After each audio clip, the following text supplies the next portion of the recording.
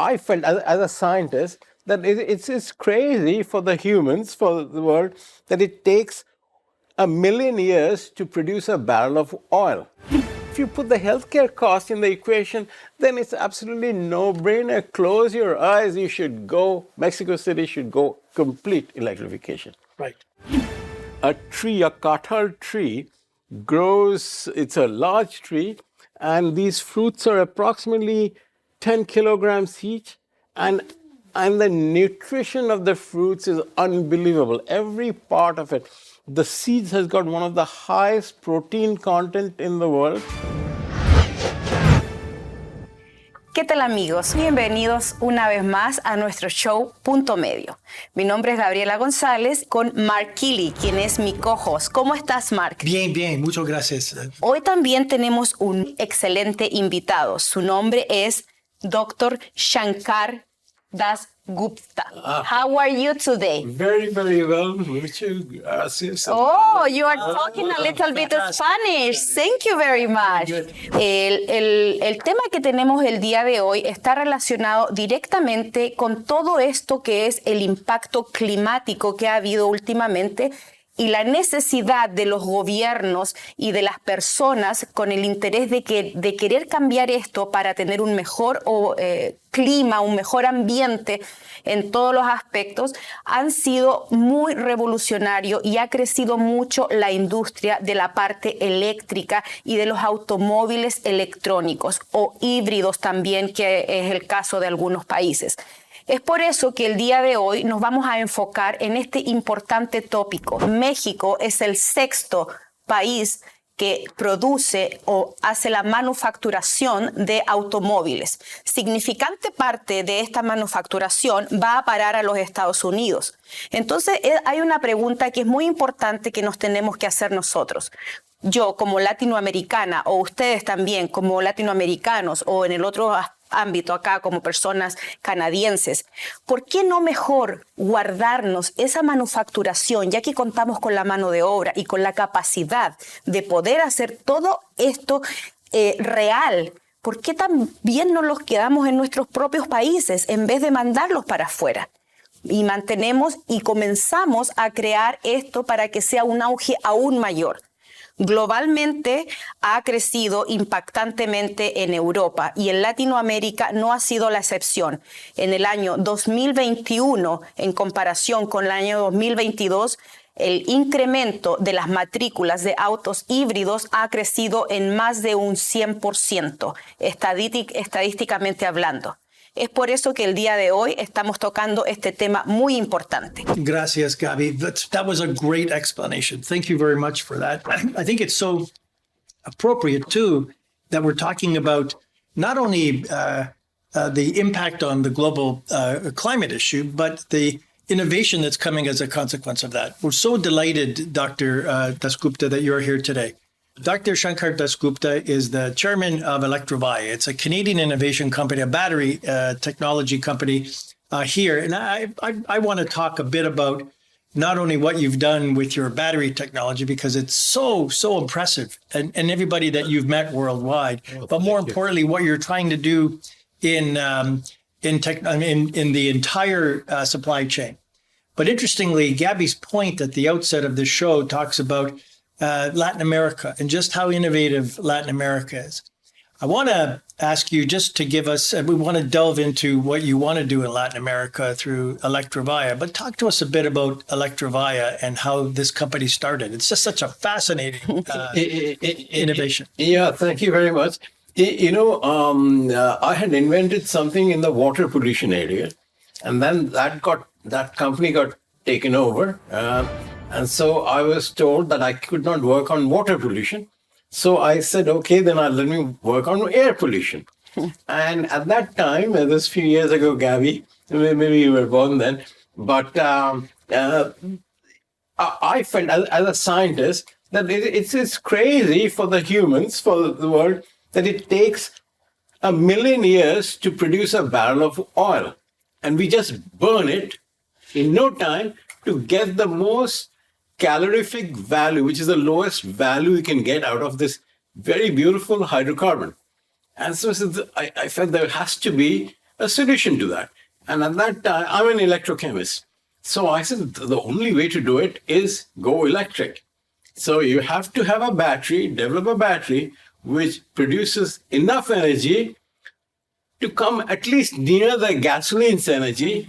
And if I can come and develop a technology which is near the gasoline technology, then I can have automotive and the whole world can go electric. And we do not have to burn all these precious hydrocarbons, which took millions of years to produce. So that's how this whole Electrovaya concept started. So when we talk about battery technology, we hear a lot about who control. It's almost like a cartel, really, when you think about battery technology, right? So you think about who controls lithium, and so talk to us about lithium. Why is lithium so important? So if you look at the periodic table of chemistry, you'll see lithium is at the top left-hand side. It's the smallest, most energetic molecule there. So it can have this tremendous amount of energy there. So that's on the lithium on the top right side. Okay. And on the top right-hand side, you're going to marry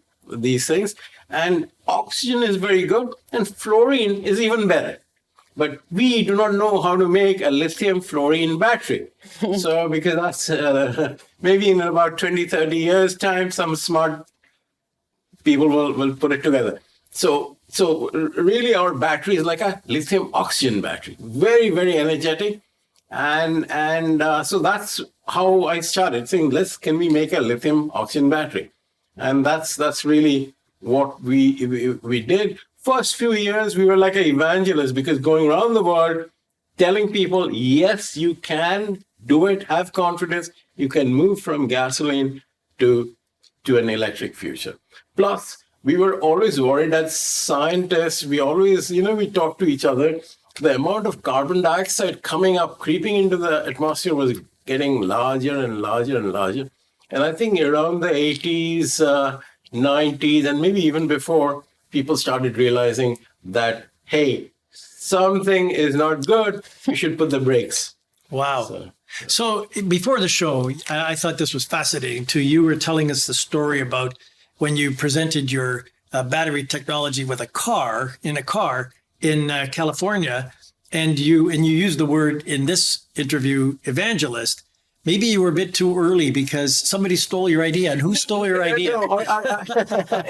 No, as scientists, nobody steals ideas. Ideas we give each other. Okay. And we are all standing on people's shoulders. That I can design a battery is because I've got 200 years worth of other scientists whose shoulders I'm standing on.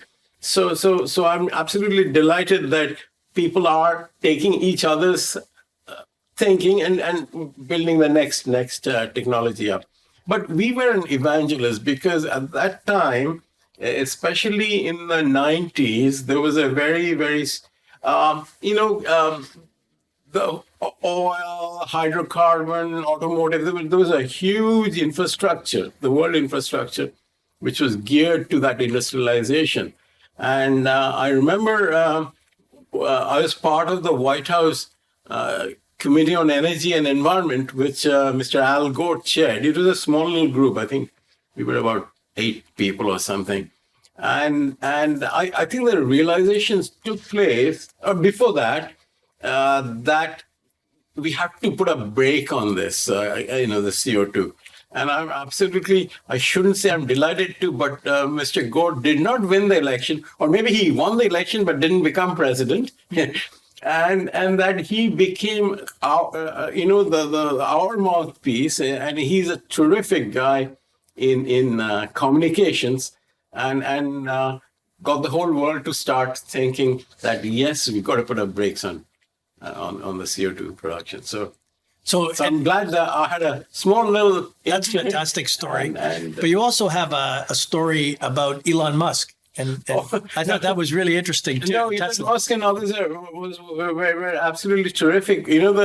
But as part of this exercise, you got to show that the world this can be done. So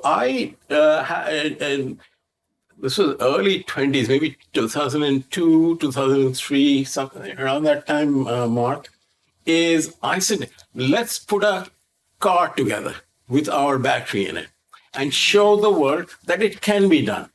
So we built the first lithium-ion powered electric car in North America. And we had my good friend Simon Boyd used to be at Kealey Motors. He was the CEO there, another very good engineering graduate from Toronto University.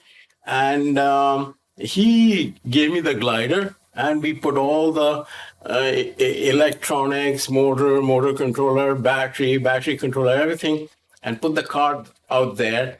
And that was the first lithium-ion powered car in North America. And we showed it off at the Tour de Sol. It was a rally which took place, automotive rally, New York and New Jersey. And I became friendly with Governor Pataki, who was at that time governor of New York. And we got a lot of awards, but forgetting the award side, at least we showed that this is possible, achievable. As an evangelist, you got to show that's achievable. And then we showed that car at the Long Beach conference, I think the year after, met a lot of interesting people. The whole automotive industry came, saw it. And as part of the push, that was the first lithium-ion powered car in North America. It is. Fantastic. And at that Long Beach conference, there was a whole bunch of folks from Norway came over, had met us. And they had a company called Miljobil in Norway, which was part of Norsk Hydro. It was sort of a conglomerate. And they were thinking of an electric car in Europe as well. So they saw this car. They said, why don't you team up with us and let us launch or get at least an electric car. So we designed the first lithium-ion powered car in Europe as well. And that was, Daimler became some sort of a partner there. And we used the chassis, the glider we call it, of the Daimler Smart Car. It's a sort of a small two-seater.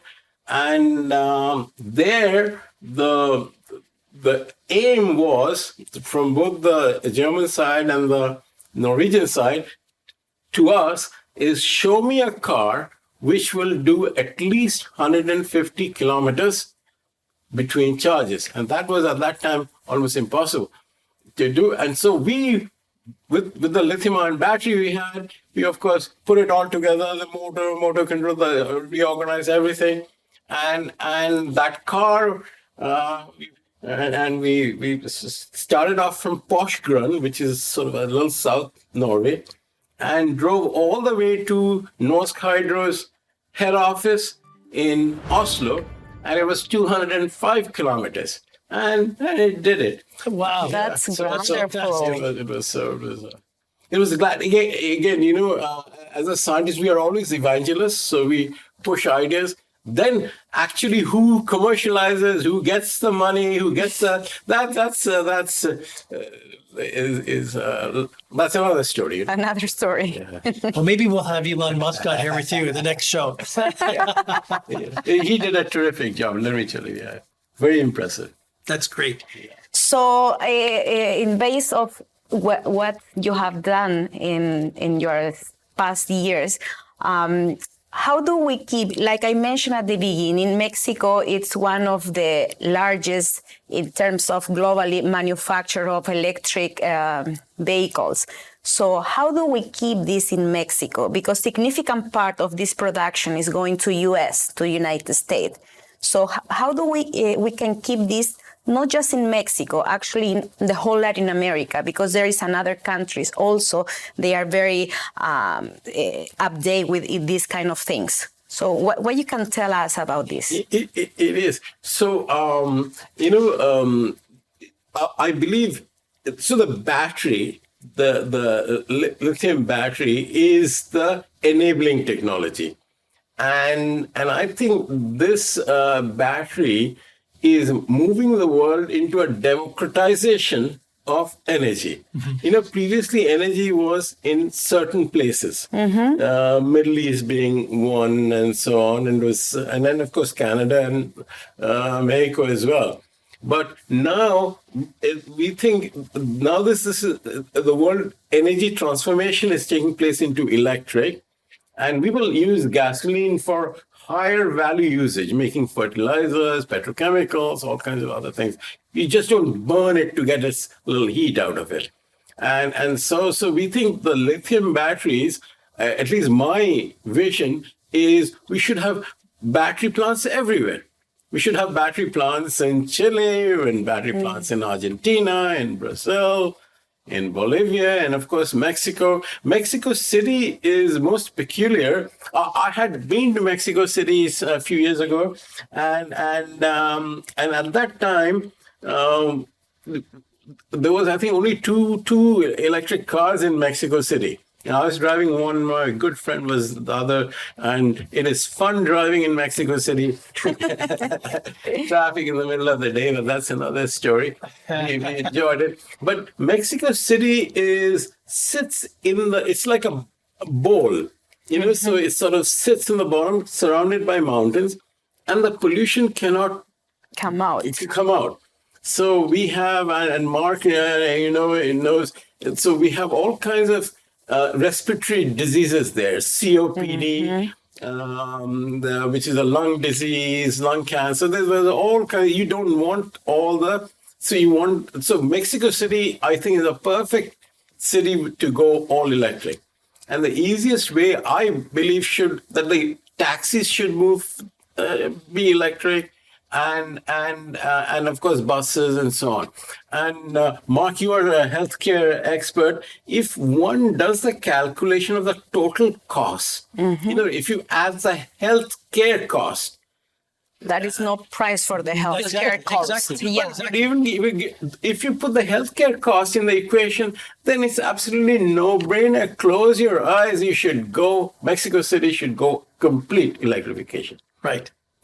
And people don't do the holistic cost. They do, is gasoline is $2 a liter? Would I be? It's lower cost. I've been driving an electric car for the last 15 years, 20 years, and I mean the amount of money I save. I think, but really the healthcare cost, if you factor that in, Mexico City is, I would say, probably the prime candidate in globally to go electric. Well, it's interesting you say that, Sankar, because if you look at even in 2020, and I'll just reference a couple of people. We've had on this show Alejandro Robles, who's a member of the Cámara de Diputados in Mexico City, a wonderful advocate for the electrification of transit and transportation. Just a huge supporter of battery technology and what you wanted to do. But the current mayor of Mexico City, 25 million people, is Claudia Sheinbaum. She'll be here in Canada probably in the new year too. So, but she's a huge champion of the electrification of Mexico City. So I think your points are well taken. And in 2020, they started to look at what do we need to do in Mexico City that has sort of a contagious effect in the rest of the country. And then they are exactly what you were talking about, saying, look, we need battery technology here so that it stays here, like you said, Gab, so that we have a nascent and indigenous battery technology to do what we need to do on a grander scale for things like Mexico City and for the rest of the country. You have several millions of people in Mexico City. It's a complex environment too. So to make that kind of change would be very difficult without some kind of support and government support. So we know that you want to enter into the marketplace in Mexico. The question I have for you is, does Mexico have the capacity to have battery technology that's nascent or indigenous in Mexico? Yeah, absolutely. So again, my vision is what we have done. Recently, we had some breakthroughs in our technology, the Electrovaya technology, where we have been able to manufacture batteries at a very lower capital cost and operating cost. So we can build battery plants. Batteries are built are notorious in one sense that they're built with a lot of toxic chemicals. And we've been able to change and a lot of patents and so on around it. But forgetting the patents is we can now build plants, battery plants, with very low cost, capital cost, and absolutely zero environmental cost. When you say that, you're saying that there's no emissions? No emissions, and we do not use any solvents and toxic. There's a lot of chemistry behind it. So now we feel these kind of battery plants. Battery is an enabling technology. It's the catalyst, right? Yes. For electrification. And it's not only mobility, so these kind of low cost battery plants I'd like to see everywhere. And we would like to team up with, in Mexico, of course, Electrovaya can't go. We are looking for a partner who comes in and starts building plants with us. So we want battery plants to be ubiquitous everywhere. Right. So that then in Mexico, in Chile, in everywhere, we have battery plants. And then what do you do with the batteries? Of course, you drive cars to remove that. But there's a big thing coming on as the world is going solar energy and wind energy. So you need batteries. So I believe the battery is solar energy during the night. And it is wind energy when the wind is not flowing. So you need that battery to be sitting there, and it is also going to be the enabling technology for the electrification of the utilities. So that's a good point. And when we were talking before the show, we were talking about, yes, you've got battery technology for electric vehicles, including bikes and scooters and plugins, other plugins. But I think it's an interesting point where you're talking about the battery as an energy storage system. I think that's what you're referring to. Exactly. So when the sun is not shining, you still want that solar energy. And so you can put that energy into the battery, and then the battery gives it out at night or when the sun is not shining. So it's really solar energy that you've captured and put into a box. I see. So how does that? I mean, is that expensive to do? It is not. It is not. Again, it is not even today. And if you add the healthcare cost, it is absolutely. It is a must. You got to do it. I mean, there's no. And I think the whole world is moving towards it. It is. We have to stop this CO2 going up. Right. And lithium batteries is the enabling technology in this whole electrification, not only of mobility, electrification of this whole, move away from burning gasoline and hydrocarbons. So if I understand you correctly, what you're saying is you would, an Electrovaya plant in Mexico or Chile, for example, would build batteries that would be, how many would you put in a battery energy storage system? For example, in Canada, in Toronto, we did put this gasoline peaker plants, the gas-fired peaker plants. And I think there were 4 of them. Each were costing about $1 billion, right? And these peaker plants are working for 4 hours, 5 hours, or whatever. Burning natural gas. Burning natural gas, pouring the CO2 out there. We had Premier Dalton McGuinty. I remember telling him that, Premier, you should, instead of putting this peaker plants gas-fired, we should put large lithium-ion battery storage units there. So the footprint is actually smaller. So all the excess power which comes out in the daytime is stored there, and this battery then gives out the peaking power. So completely replaces all this gas. So I think this is going to happen, so going back to Mexico, the reason why Mexico and Chile and Brazil, they all need their own lithium-ion battery plants is because the usage is unlimited. Right. Whether it's going into mobility, cars, taxis, buses, but also in utilities and the use of alternative energy becomes possible having the energy storage. Now you have energy whenever you need it, right? So I have another. I'm so fascinated by this. Yeah, it's a very nice topic. Tell me about. We talked about this a little bit. The world is really controlled by a few places, and I'll use this as an example. Right now, you've got countries saying, "Well, we need to have Saudi Arabian oil." yeah, Or we need to have lithium for our batteries. And right now, the world knows that most of the lithium is being used by China. How do we avoid one country having a control over the access to things like lithium? yeah. You want democratization of energy, and absolutely, you don't want no monopoly situation coming through. So lithium is a lovely chemical. It's available everywhere. And I'm really pleasantly surprised how much of it is in Mexico.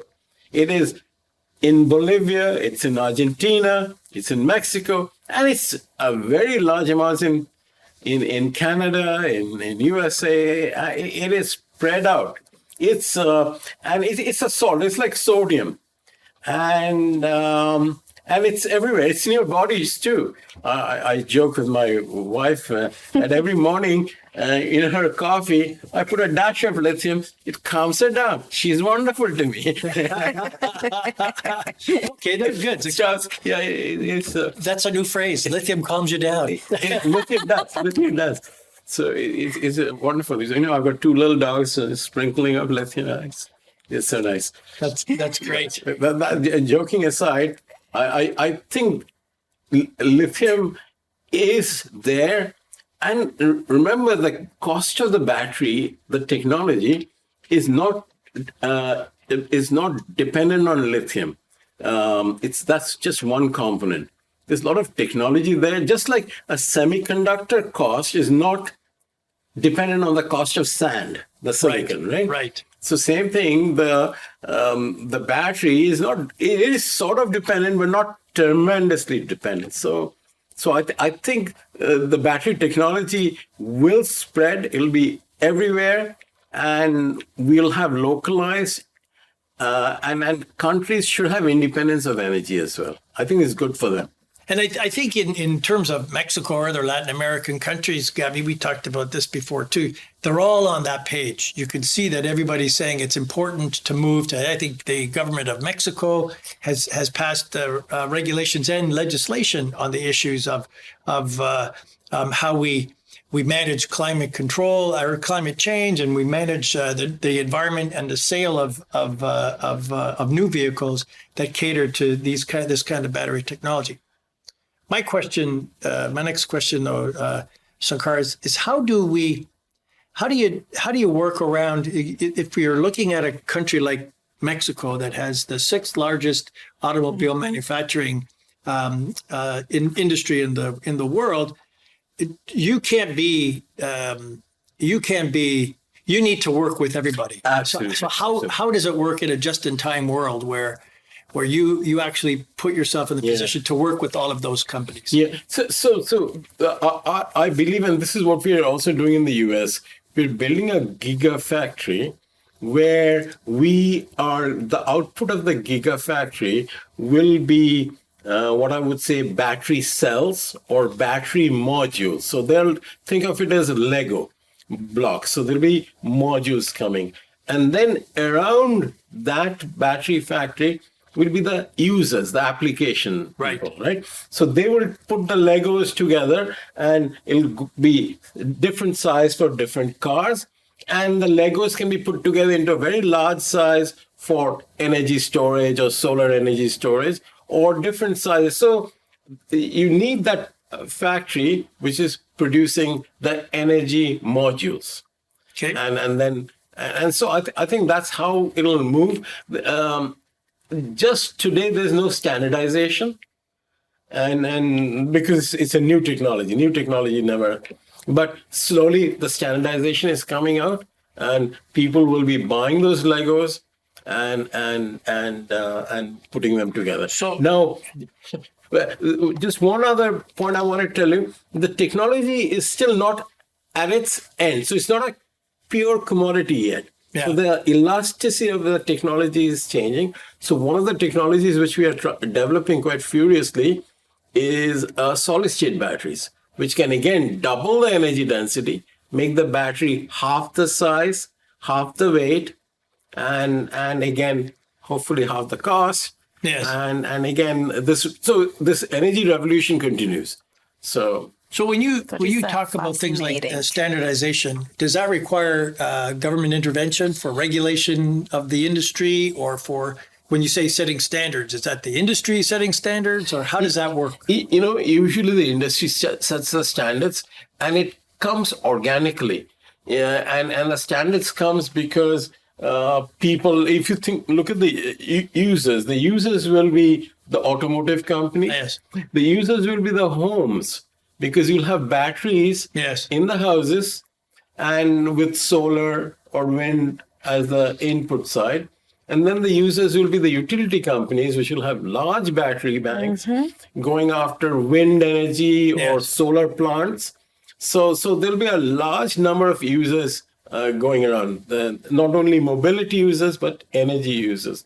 So I believe the batteries will come out in modules, which are then like Legos put together for each different application. So who is going to control that standardization? I think it'll always, the users will start doing it and saying, hey, I want this size, Yes. and this, and then the producer will say, okay, I can make that size most cost effectively, etc.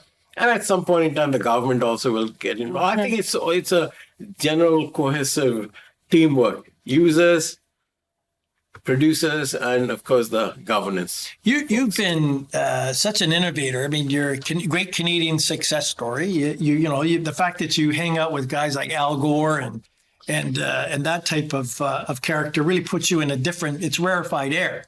When you look at things like what you want to do for the technology in places like Mexico or other Latin American countries, there's a lot more evangelical opportunity for you, is there not? It is, and and it's so nice just now. Actually, Mark, I'll tell you, I was more friendly with Al Gore's dog than with Al Gore. And that's a funny story, because he would sit next to me. I don't eat meat for not a religious reason. There's. So I would eat the shrimp, and I'd feed him the dog. And he was just sitting there. He wouldn't move. It doesn't matter what Al Gore or his wife would do. So that's why it worked for you. You were feeding this dog shrimp. That's the trick. Maybe the president of Mexico has a dog. Yeah, so you're gonna feed also the dog. Yeah. No. So Now that we are talking about food, so I also hear that you are doing something that it's related with the food industry. yes. Why don't you tell us about a little bit about this? Yeah, this started about 3 years ago, fairly recently. I'm sort of drinking my tea or coffee or whatever it was, and I find there's a lot of malnutrition. There's a lot of stunted children, and stunted children are a terrible sight, because these kids, there's in tens of millions of children around the world are stunted, and this thing is they're not starving of food, they're starving of micronutrients. So they're being fed rice and wheat and bread and etc., but the micronutrients are missing. And it's missing to the children, it is missing for the expectant mothers, and so that the whole cycle keeps going. And so I said there must be a solution to this, And the solution is very simple. Have a lot of fruit trees around so that the children can, this is, when I was growing up, if there was a mango sitting on a tree, I would like to, pick it up and do something to it. So I started donating fruit tree saplings to the children. That's cute. That's nice. So now it's their gift. They own it. They plant it near their And they grow it. And they grow it and they watch it. It's theirs. And then they eat it. I hope they eat it. Somebody will eat it. Of course, fruits. You see, vegetables, I've got a few kids. They wouldn't eat vegetables. Fruits they would eat. Easier. That's a very nice thing. And what kind of fruit trees are you donating? That's another interesting story. I started off, in my naivety, I'm an urban guy, never lived in a rural. I like mangoes. So I started donating mangoes. And very quickly, I said, oh, God, that's a stupid thing to do. Because mangoes are a very valuable product for the urban elites. So here I'm giving the mango tree saplings to these children in the poverty rural areas. And sure enough, there'll be a trader who will come in and take the mango tree and say, hey, I'll pay you X money. And all those mangoes will disappear to the urban centers, which defeats my purpose. My purpose is to find a fruit which stays locally, which the urban elites don't like. But that fruit has to have the maximum nutrition possible. So it's going to be sitting there. It can't be sold, so you can't monetize it. It sits there. And so the rural, those people, they have to eat it, or somebody's got to eat it. Yes. So what was the fruit? So that was the question, is what is the fruit with this most nutrition, etc.? And I came up to a fruit called kathal. And what is a kathal? In English, I think it's called jackfruit. It's very large. A kathal tree grows, it's a large tree, and these fruits are approximately 10 kilograms each. And the nutrition of the fruits is unbelievable. Every part of it. The seeds has got one of the highest protein content in the world. The fruits and the thing has got the highest macronutrients with every chemical known to the world. So that's what I started planting, is the kathal. And it is not monetizable, not easily monetizable. And so we have now, it's just started. And I think we have just hit about 330,000 saplings have That's been donated amazing. That is to great. the children. I want to now keep pushing. And They could be grown anywhere. They like a little wet soil and so on. Yes. But now what I've done is there's no point flooding with so much kathal. So I'm now mixing it up. So I'm also giving hybrid bananas and hybrid coconut trees and other fruit trees. So 50% kathal and 50%. Where do you grow the Nice. trees?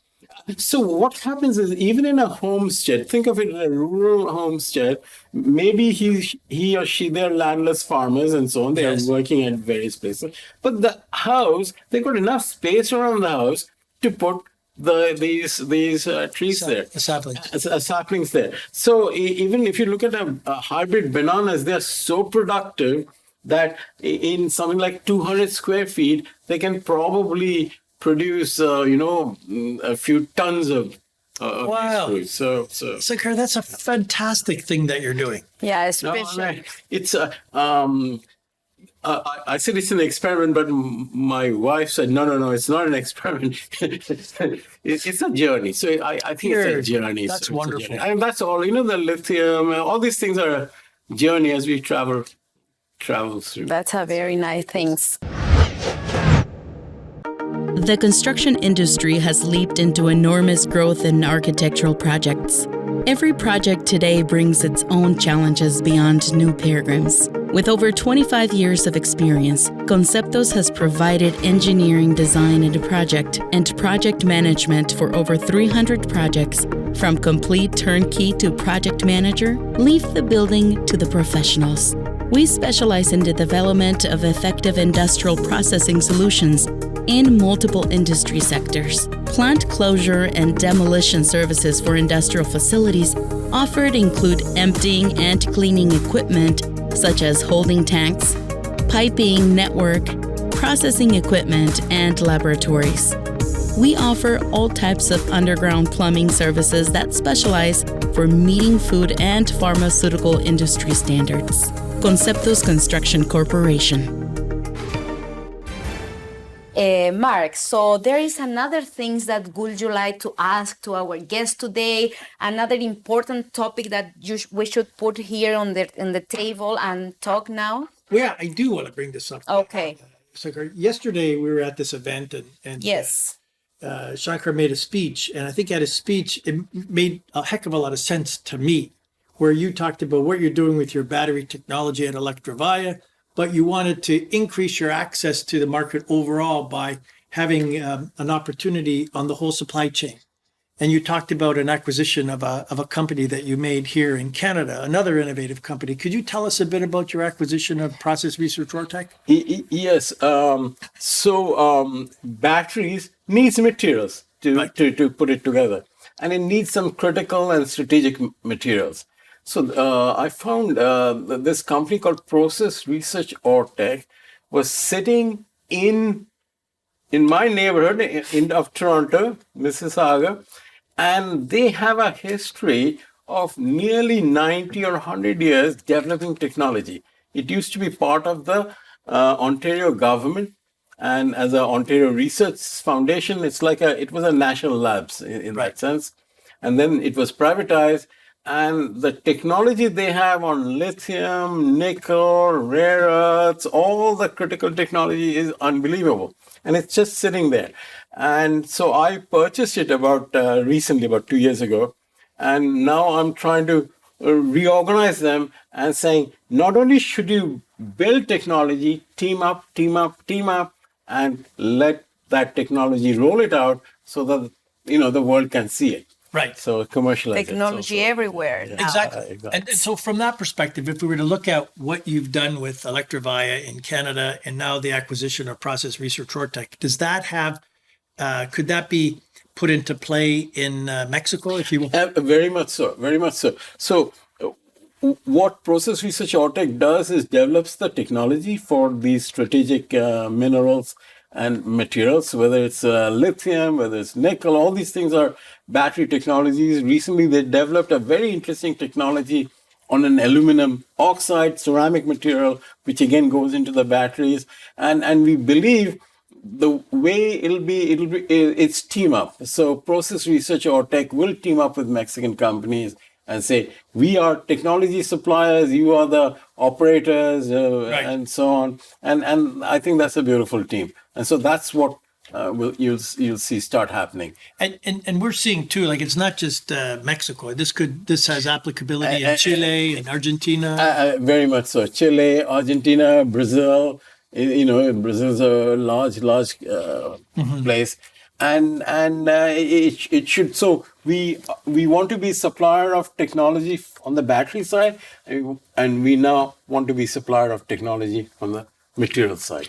So the complete supply I love chain. that. Complete supplies. You used an interesting turn of phrase at the beginning where you talked about the democratization of this, and I Yeah. think it's not a competition thing. No, you it's work not. closely in terms of innovation with Absolutely. countries like China, and so all of those kinds of things work hand in glove. Or? It's hand in glove. We're a big global village, right? Right. So the CO2 coming out from this side or that doesn't matter. It's just so it is a global village, it's money is always a catalyst, but how much can you eat, right? So Yes. so team up, partnership.